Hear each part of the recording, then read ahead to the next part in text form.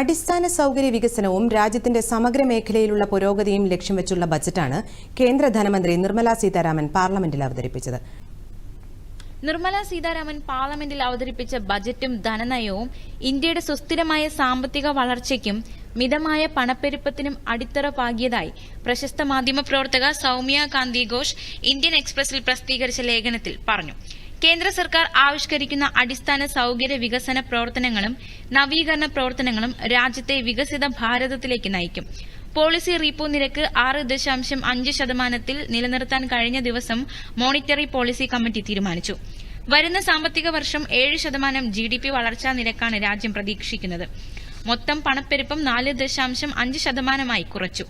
ഈ വർഷം ജൂൺ മാസത്തിന് ശേഷം പണപ്പെരുപ്പം 4% താഴെയായിരിക്കാമെന്നാണ് പ്രതീക്ഷിക്കുന്നത്. കീ ഫാക്ട് സ്റ്റേറ്റ്മെന്റിന്റെ ആവശ്യകതയെക്കുറിച്ചുള്ള നിർദ്ദേശങ്ങളും RBI മുന്നോട്ട് വയ്ക്കുന്നു. യഥാർത്ഥ വായ്പാ നിരക്കിനെക്കുറിച്ചും വായ്പയുടെ ബന്ധപ്പെട്ട സാമ്പത്തിക പ്രതിബദ്ധതയെക്കുറിച്ചും ഉപഭോക്താക്കൾക്ക് ധാരണ നൽകുന്നതിന്റെ ഭാഗമായാണ് പുതിയ നടപടി. പേയ്മെന്റുകളുടെ ആധികാരികത ഉറപ്പാക്കുന്നതിനുള്ള ആധാർ എനേബിൾഡ് പേയ്മെന്റ് സിസ്റ്റം ശ്രദ്ധ നേടുകയാണ്. നിലവിൽ 37 കോടിയിലധികം ആളുകളാണ് ഈ സാങ്കേതിക വിദ്യ പ്രയോജനപ്പെടുത്തുന്നത്. ഈ മേഖലയുമായി ബന്ധപ്പെട്ട തട്ടിപ്പുകൾ തടയുവാനും പുതിയ സാങ്കേതിക വിദ്യ സഹായിക്കും. അമൃതകാലിൽ വികസിത ഇന്ത്യയിലേക്കുള്ള ചുവടുവയ്പ്പിനെ ത്വരിതപ്പെടുത്തുന്നതാണ് പുതിയ ബജറ്റ്.